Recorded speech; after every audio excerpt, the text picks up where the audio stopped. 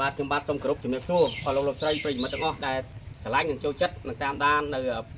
វណ្ណាសារព័ត៌មានក៏ដូច CSK TV បាទថ្ងៃនេះផងដែរបាទខ្ញុំបាទបានជាមួយនឹងបងជាអនុភូមិ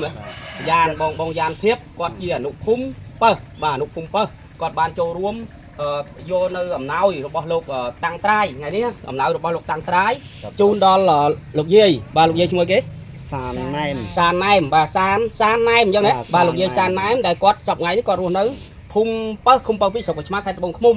បាទហើយផ្ទះនេះគឺនៅដីគេទេបាទហើយផ្ទះនេះគឺខាងអាជ្ញាធរភូមិឃុំហ្នឹងគឺលោកសនចម្រើនហ្នឹងជាមួយនឹងអាជ្ញាធរភូមិដូចជាបងយ៉ានភាពហ្នឹងគាត់បានជួយកសាងផ្ទះនេះមកដើម្បីឲ្យគាត់ស្នាក់នៅតែដីគេនិយាយទៅដីគេទេបាទនៅដីគេទេហើយគាត់មានជីវភាពខ្វះខាតយ៉ាងខ្លាំងដោយសារមើលឃើញជីវភាពខ្វះខាតដូច្នេះហើយបានទៅលោកតាំងត្រាយបានក្នុងក្រុមគ្រួសាររបស់លោកដែលសប្តាហ៍លោករស់នៅរាជធានីភ្នំពេញលោកមើលឃើញពីការលំបាករបស់លោកយាយដូច្នេះបានឲ្យអំណោយនឹងតាមរយៈខ្ញុំបាទមានអង្គមានប្រេងឆាមានទឹកត្រីទឹកស្អ៊ីវបាទពីចេងអំបិលស្ករអីជាដើមបាទហើយនឹងថវិកាចំនួន 80000 រៀលបាទ 80000 រៀលហើយសូម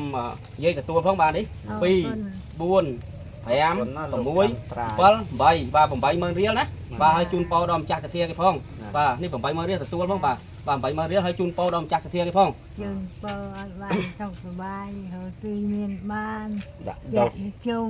បាទពិសេសសុខភាពល្អចាបាទហើយខ្ញុំបាទក៏សូមថ្លែងអំណរគុណ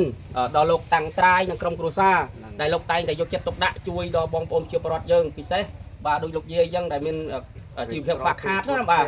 មានជីវភាពខ្វះខាតគាត់តែងតែជួយដល់លោកយាយបាទហើយផ្សេងគេបងប្អូនជាពលរដ្ឋអញ្ចឹងក្នុងមូលដ្ឋានឃុំប៉ើ2ស្រុកកញ្ឆ្មាខេត្តត្បូងឃ្មុំហើយក៏សូមគោរពជូនពរដល់លោកតាំងត្រាយនិងក្រុមគ្រួសារបាទឲ្យជួបប្រទះតែសេចក្តីសុខសេចក្តីចម្រើនបាទរកទទួលទានមានបានគ្រប់ក្រុមគ្រួសារពិសេសសុខភាពល្អ